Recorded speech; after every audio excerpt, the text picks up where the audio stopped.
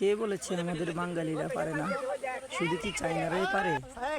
দেখেন দেখেন, বাঙালি এক ভাই কি সুন্দর করে ঘুড়ি বানাইছেন, সাইকেল ঘুড়ি। দেখেন, মনে হচ্ছে যেন একজন মানুষ বসে বসে সাইকেলটিকে হাওয়ার উপরে চালাচ্ছেন। অসাধারণ। দেখেন, দেখতে বেশ সুন্দর দেখাচ্ছে।